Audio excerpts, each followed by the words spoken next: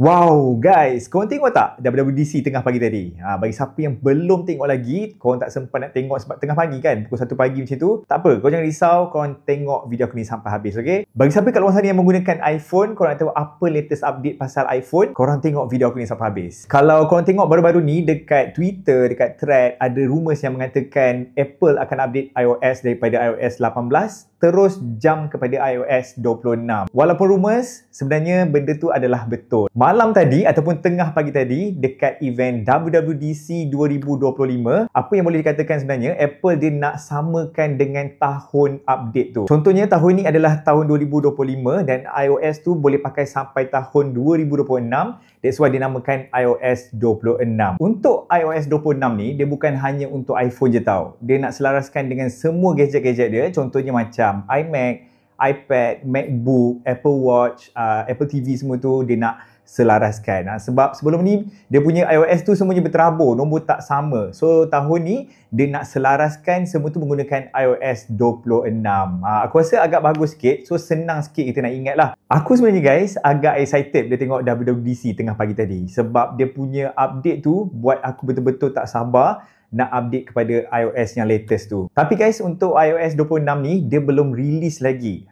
Dia hanya release untuk beta punya version. So macam korang tahulah, kalau beta punya version ni, dia tak stable lagi. So bagi siapa yang update tu kadang, dia akan ada bugs, ada benda-benda yang tak okey lagi lah. Dia tak sempurna lagi. Selalunya iOS yang terbaru ni, dia akan keluar masa nak dekat-dekat keluar phone yang terbaru nanti. So sekarang ni bulan 7, selalunya iPhone akan keluar yang terbaru dalam bulan 9. So dalam 2 bulan lagi macam tu lah. So aku sendiri pun dah tak sabar nak menggunakan iOS tu, okay? Dan guys, kat sini aku dah share dengan korang list iPhone apa yang boleh download ataupun update dengan iOS terbaru, iOS 26.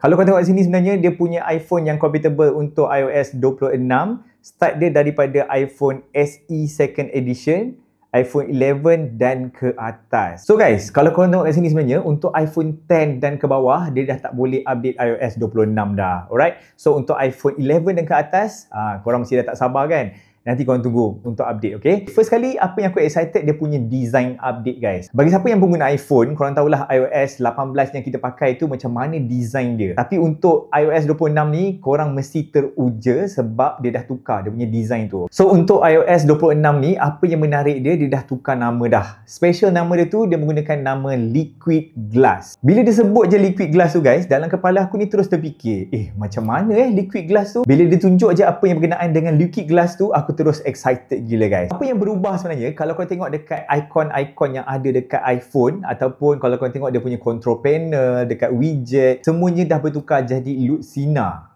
Yang tu agak excited sikit. Sebab aku rasa aku tak pernah tengok lagi dekat phone-phone mana yang ada Lucina punya style ataupun Liquid Glass punya style. So dia agak lain sikit daripada yang selalu Apple buat. Dan guys, Liquid Glass ni bukan dekat iPhone je, dia ada dekat Apple Watch, dekat iMac, dekat Apple TV.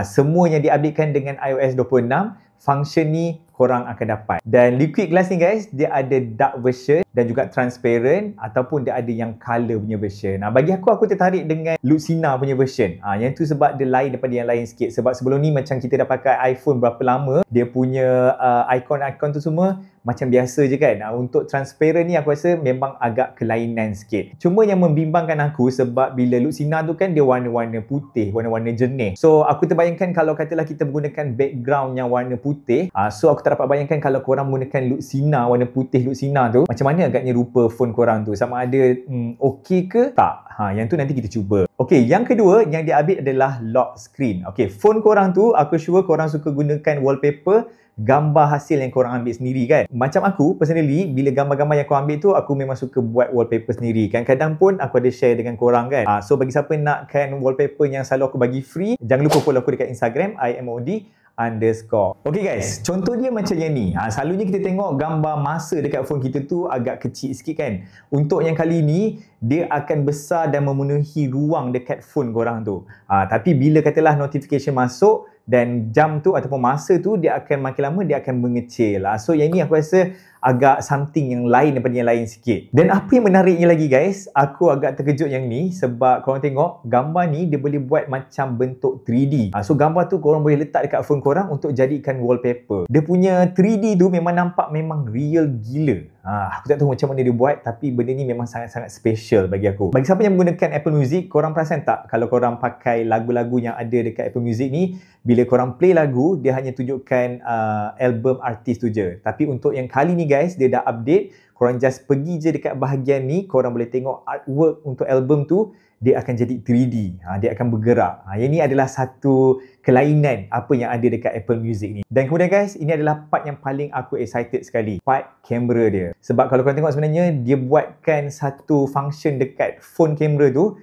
sangat-sangat minimalis. Bagi siapa yang menggunakan iPhone, korang perasan tak? Dekat belah bawah tu kalau korang nak ambil gambar, dekat bawah tu semuanya dia akan letak kat bawah tu lah. Contohnya macam portrait mode, foto, cinematic, semuanya dia letak dekat bahagian skrin depan tu. Untuk kali ni guys, apa yang dia buat, dia asingkan dua benda. Dia buat minimalis sikit, dia asingkan dua benda iaitu gambar dan juga video. Aku rasa idea ni memang sangat-sangat menarik sebab kalau korang tengok sebenarnya kat bahagian depan ni dia agak serabut macam-macam benda. Tapi apa yang Apple buat kali ni, dia asingkan dua tu, gambar dan juga video. Dan macam mana korang nak dapatkan function-function yang lain, okay? Contohnya macam photographic style ke, aperture ke. Macam mana korang nak buat? Korang just slide je untuk ke atas ke bawah ataupun kiri ke kanan. So aku rasa function ni memang sangat-sangat senang. Korang just tolak je ke atas untuk pilihkan mood apa yang korang nak. Dan bila korang nak selectkan contohnya function dekat kamera tu macam cinematic style ke, korang just slidekan je ke kiri ataupun ke kanan. Dan untuk korang pilih video mode pula, contohnya nak ambil 4K ke 1080 ke, berapa FPS semua tu dekat belah atas kiri. So bagi aku yang suka ambil gambar ni, aku tak try lagi lah. Tapi apa yang aku boleh nampak daripada yang diorang share tu, aku rasa memang ada yang sangat bagus sebab dia separatekan video dan juga gambar. Dia tak combine satu screen macam tu. Okay, kemudian apa yang dah update adalah pasal Safari. Okay, Safari apa yang dah update? Kalau korang tengok kat sini sebenarnya, bila korang buka nak search dekat Safari ni, korang perasan tak dekat bahagian bawah ni? Dekat bahagian bawah ni kan, dia ada warna-warna kelabu ni ataupun toolbar semua ni kan dekat bahagian bawah ni. Apa yang dia dah update guys, disebabkan dia menggunakan liquid glass, apa benda yang ada dekat bahagian bawah ni, control panel ke ataupun tab bar semua tu, dia dah jadi glass. Okay, so bila jadi glass tu, korang boleh nampak transparent dekat bahagian belakang tu. So screen Safari korang tu dia akan besar ataupun macam full screen, dan korang punya toolbar ke dia akan jadi transparent. Itu memang nice gila supaya korang akan dapat macam full screen punya version lah. Dan apa yang best, bila korang scroll untuk Safari tu, dia punya bahagian search semua tu dia akan jadi kecil. Okay, next apa yang dia dah update lagi pasal phone call. Apa yang best, dia dah unified dia punya layout. Apa yang best guys, dekat belah atas sekali dia dah letak korang punya favorite list. So kalau favorite list sebelum ni dia macam ada satu part, dia letak kat tempat lain kan. Tapi sekarang ni dia menggunakan satu screen, dekat belah atas sekali dia letak untuk favorite korang. Tak kisahlah korang letak mak ayah korang ke, boyfriend, girlfriend ke. So dia akan berada dekat bahagian atas tu. Dan bahagian tengah-tengah tu adalah bahagian resend dan juga ada voicemail kat situ. Dan bahagian bawah sekali tu adalah list kontak korang. So aku rasa untuk view kali ni agak senang sikit. Semuanya dekat dalam satu screen. Kalau macam sebelum ni kita nak kena tap-tap sebelah kanan kiri semua tu kan, agak macam leceh sikit. Tapi yang sekarang ni dia dah buat satu screen. Dan apa yang best ni lagi guys, katalah korang terima call daripada nombor yang korang tak kenal. Macam aku personally pun, aku tak akan call kalau orang yang kita tak kenal kan. Apa yang best kali ni, untuk nombor yang tak kenal call kita, dia ada call screening. Okay, apa guna untuk call screening ni sebenarnya? Kalau korang tahu sebenarnya, bagi nombor yang tak kenal tu, bila dia call, dia tak boleh go through terus ke kita. So dia kena verify dulu guys, siapa yang call dan apa tujuan dia call kita tu. Lepas dia buat verify semua tu, baru dia akan pass ke kita. Dan kita decide sendiri sama ada kita nak angkat call tu ataupun tak nak. So aku rasa function ni memang sangat-sangat bagus. Sebab kalau tidak, aku rasa macam kadang-kadang mengganggu kan. Ataupun kadang-kadang kita tak nak angkat, tapi kadang-kadang tertekan angkat. Yang canggihnya, sebelum kita nak angkat tu, dia dah bagi tahu information dulu kenapa orang tu call. Dan baru kita angkat ataupun kita tak nak angkat lah. Dan lagi satu guys, apa menarik dia ada hold assistant. Korang pernah tak call customer service? Tak kisahlah korang call bank ke, mana-mana yang korang call dan korang kena hold. Okay, bila korang hold tu kadang-kadang, korang perasan tak ada bunyi lagu. Dan bila korang tunggu hold tu kadang-kadang lama sangat-sangat. So apa kegunaan hold assistant sebenarnya? Katalah korang ada hal masa tu, so hold assistant ni dia akan tolong korang untuk hold kan, dan bila site sana dah ready untuk cakap dengan korang, baru dia connectkan dengan korang. So hold assistant tu korang tak perlu lagi lah nak dengar lagu-lagu yang annoying semua tu. So korang boleh buat kerja apa yang korang patut, lepas tu baru hold assistant tu dia akan connectkan balik dengan korang. Okay, next apa yang dia update adalah bahagian message. Okay, aku personally tak guna sangat message ni lah. Aku guna bila perlu je. Kebanyakan apa yang aku guna adalah WhatsApp. Tapi bila aku tengok apa yang Apple update sebenarnya agak interesting juga. Contohnya apa yang dia boleh buat, dia boleh tukar background korang punya chat conversation tu. Okay, dia boleh tukar background ikut apa yang korang nak buat. Dan background tu sebenarnya bukan korang seorang je nampak, orang yang chat dengan korang tu pun menggunakan background yang sama. Dan aku rasa function ni kalau korang ingat sebenarnya dia dah ada dekat WhatsApp dan juga macam DM dekat Instagram. So function dia memang agak menarik sikit lah. So guys, background message tu korang boleh tukar-tukar lah ikut pada preference korang masing-masing. Contohnya untuk orang tersayang, korang nak buat gambar yang romantik-romantik ke, lepas tu gambar family, korang nak guna yang lain ke, okay? Semuanya korang boleh ubah kat situ nanti. Dan apa yang best ni lagi guys, dia ada function voting dekat dalam tu. Okay, contohnya korang ada group message dekat dalam message tu, kadang-kadang korang nak buat satu decision agak susah sikit kan. Apa yang best dia guys, korang boleh buat poll kat dalam korang punya group message tu.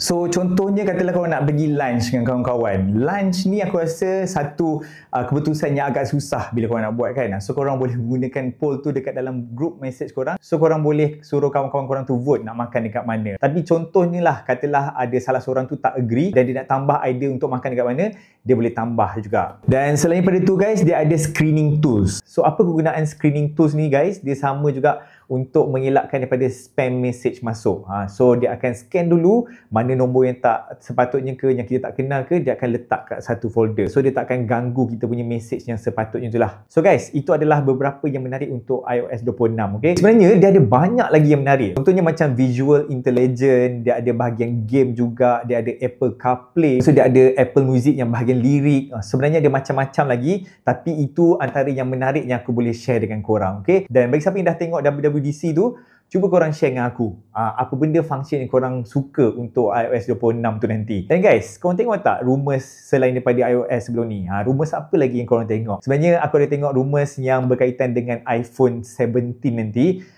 Rumours tu mengatakan design kat belakang Apple tu, dia macam tarikkan daripada bahagian kamera tu sampai ke hujung. Dan design dia tu macam orang kata lebih kurang macam design untuk Google Pixel. Dan juga untuk keluaran phone kali ni, diorang kata macam ada 4 jenis. Dia ada iPhone Air juga. So tak sure betul ke tak, kita tengok sama-sama nanti, okay? So guys, apa pendapat korang kalau betul itu adalah design terbaru untuk iPhone 17 nanti? Cuba korang bagi komen sikit. Bagi aku rasa design dia tu tak ada yang terlampau special sangat lah. Dia just ubahkan dari side tepi kamera tu, just tarikkan ke bahagian hujung. Aku rasa kalau dia buat perubahan macam kamera tu dia buat macam selari, melintang macam ni ke ataupun menegak ke, aku rasa yang tu ada kelainan sikit lah. Tapi untuk dia just tarik bahagian tepi, dari tepi kamera ke hujung tu, aku rasa macam just biasa je, okay? Dan apa pendapat korang? Korang boleh tinggalkan dekat ruangan komen. Dan guys, jangan lupa follow aku dekat Instagram, TikTok, Thread dan juga Twitter. Thank you so much yang layan video aku ni sampai habis. Hopefully korang enjoy. Dan jangan lupa follow aku dekat Instagram, Twitter, TikTok, Thread semua tu, okay? Dan jumpa lagi dekat next video. Bye guys. Assalamualaikum.